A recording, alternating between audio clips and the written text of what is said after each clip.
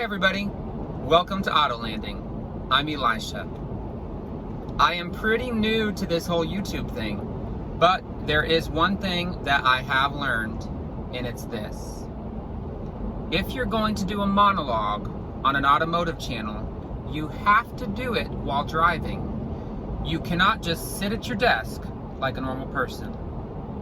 If you want people to trust you, they need to be able to see that you can talk and drive at the same time, which clearly I can do. In our last video, we did a comparison of the first generation Tundra and the first generation Sequoia, and we brought up the question, which one of these vehicles would be better for overlanding? At the end of that video, I said that we were going to take both of the vehicles off-road and compare them to see which one performs better. The following weekend, I asked my friend David to come over, and we took the two trucks out to get these answers. So it was a beautiful Saturday morning. We headed down some local trails. Our original idea was that we were going to try to see which truck would get stuck first in two-wheel drive. Here in Central Florida, the terrain's pretty flat, but we do have a lot of sugar sand, and so that can be problematic for two-wheel drive vehicles. Going down the trails, there were a couple of times that we almost got stuck, but both vehicles managed to get through the sugar sand without getting stuck in two-wheel drive.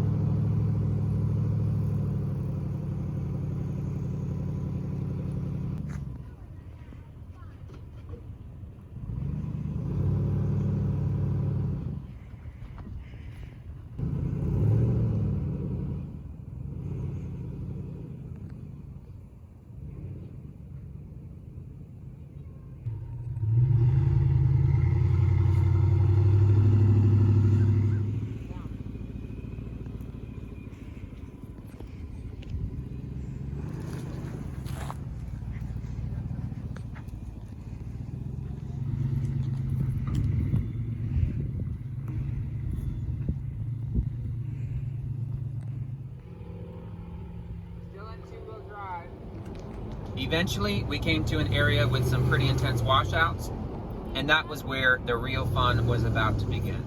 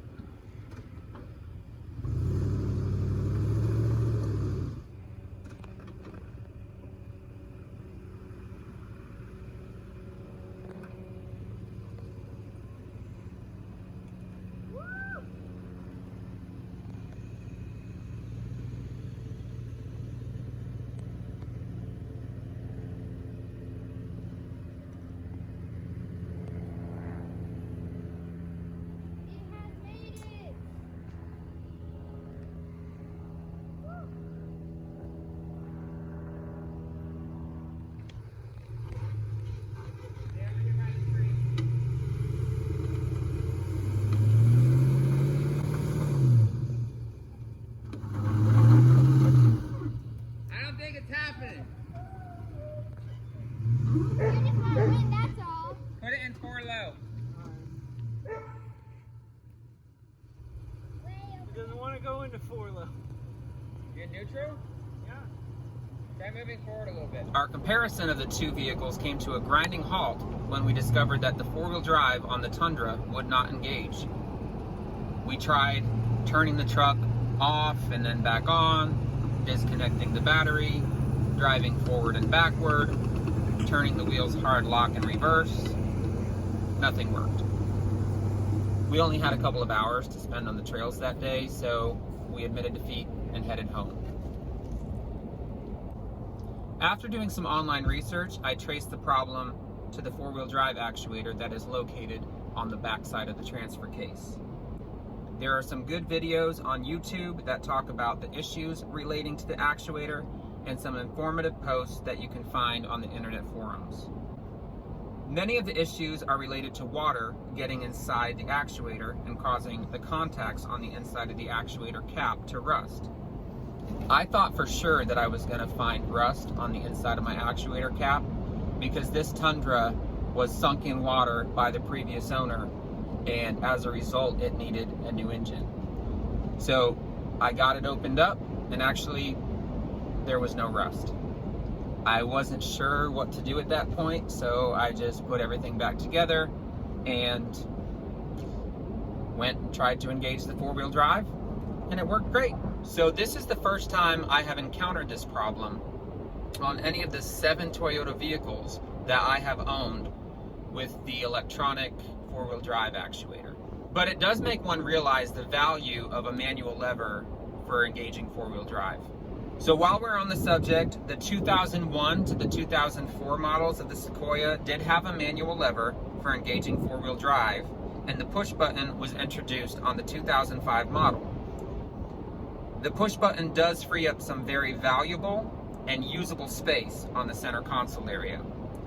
All 4x4 models of the Tundra have push button four-wheel drive, and a manual lever was never offered on any Tundra. So all of this drama took a few weekends to get sorted out, and the filming of the second part of our comparison got delayed. So we were planning an off-roading adventure on Black Friday with the entire family, but I wasn't planning to do the Sequoia versus Tundra filming because I didn't want it to distract from quality time with the family, and plus I didn't want to give my mother-in-law a heart attack. As it turned out, we got some great footage, and my mother-in-law was just fine. The only problem was we didn't take the first generation Tundra out that day. So in order to get the Tundra footage, we had to make a second trip out to the trails. I talked my brother into going out the very next day, and we were able to get the Tundra footage, but we didn't have both vehicles there at the same time. So what are the results? Well, both vehicles performed very well. I would say they scored very close. Neither one of them showed the other one up by conquering an obstacle that the other one was unable to traverse. But I'd say that the Tundra did show a slight edge in this comparison. And that's because the Tundra was able to do the obstacles in 1 or 2 tries, where the Sequoia, it took 2 or 3 tries. And the Tundra definitely did it with a little bit less drama. So I think there may be a few explanations for this. First of all, the Tundra has brand new tires on it with a more aggressive tread pattern. I think they're Goodyear Wranglers. I can put it in the description below. The Sequoia has Michelin Defenders on it with less than 50% tread. So I would say that the Tundra definitely did have an advantage in the department of tire tread and traction. Woo! Second, the Tundra does have better stock ground clearance, and I think that the Sequoia was bottoming out as it was climbing some of the hills and causing a loss of momentum. Oh gosh! Woo!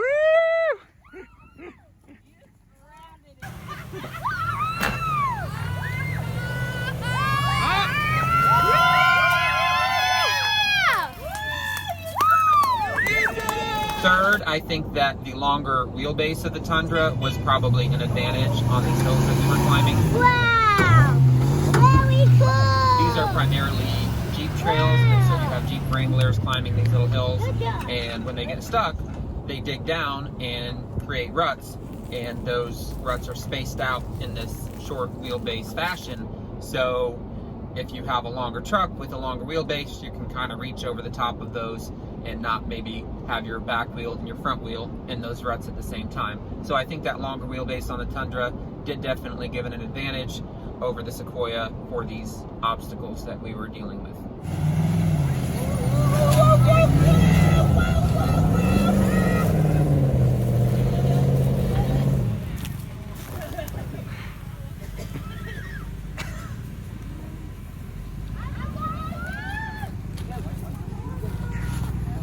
You going again?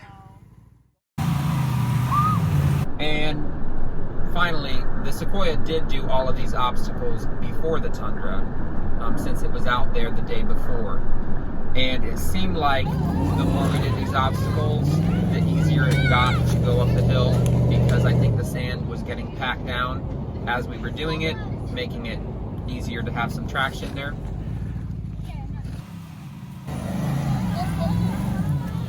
So whether or not that's a factor, I don't know. It's kind of like, you know, when you're trying to take the lid off the jar and you hand it to somebody else and they just pop it off right away and you say, well, I loosened it for you. So overall, I was very happy with the performance of both vehicles. There were lifted Jeeps running these same obstacles on the day that we were out there, and I think that the Toyotas did a good job of holding their own with comparison to what else was out there that day. So I don't know that we've really answered the question of which one of these is a better overlanding vehicle or which one is better off-road, but the Tundra does seem to have edged ahead in these set of tests. We do have a lift kit that we are putting on the Sequoia. It is sitting in my garage, ready to be installed, and we will be covering that install in an upcoming video. Thank you so much for watching. Please like and subscribe, and we will see you next time. I'm gonna eat this burrito that's now cold because I've been talking so much.